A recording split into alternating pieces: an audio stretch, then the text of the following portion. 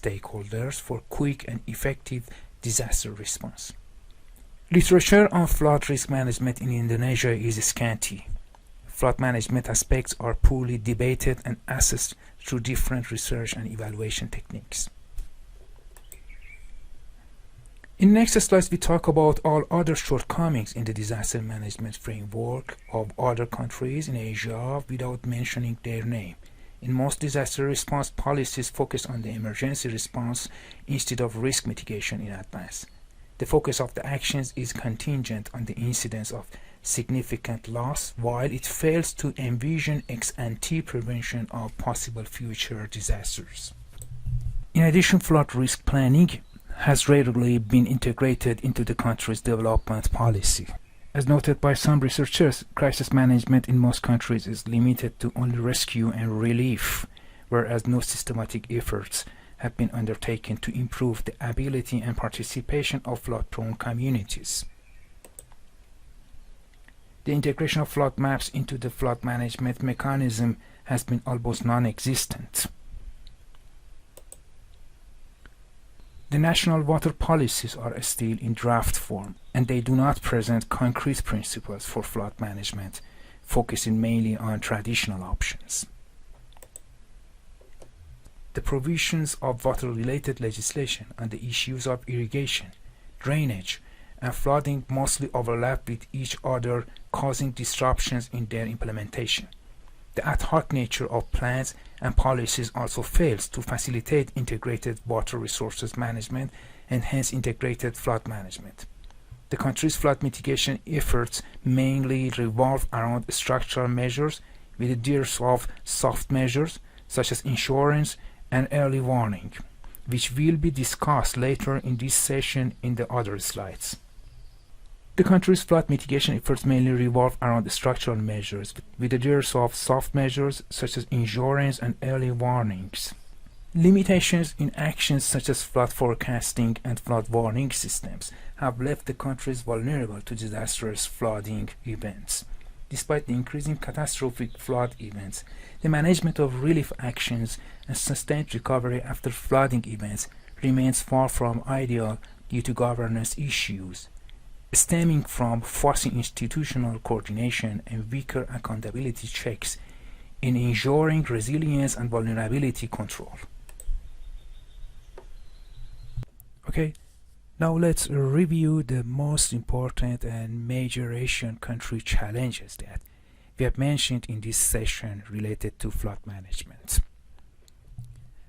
Local participation in flood management strategies and planning was scanty, and environmental awareness among community is low. Environmental awareness among community is low. Lack of coordination among departments and poor forecasting and early warning systems of floods were reported major issues yet to be resolved by the governments through effective policies. Execution of flood management policy was ignored. Unable to implement structural as well as non-structural measures effectively.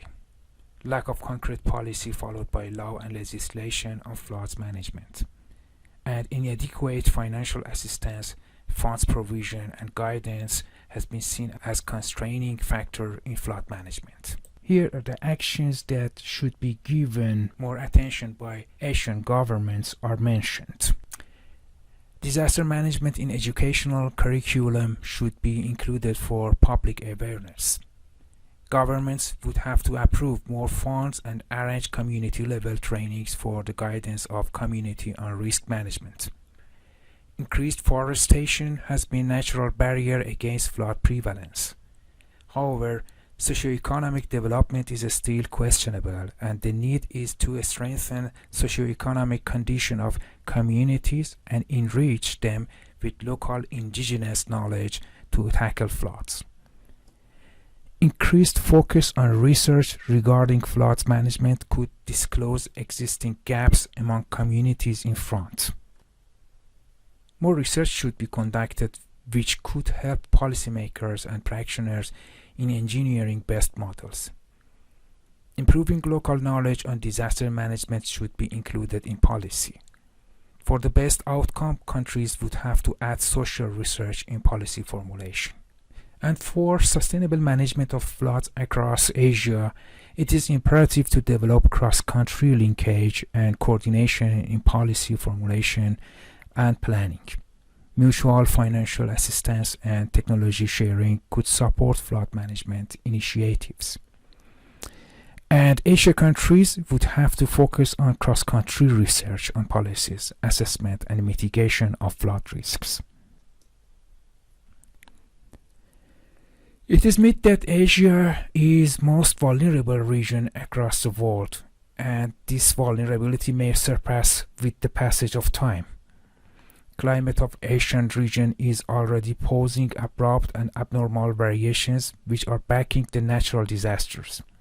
In response, across the region, efforts are in trend with support of concrete policies and huge investment for infrastructure. Each country is documenting viable policy according to topography and geographical location.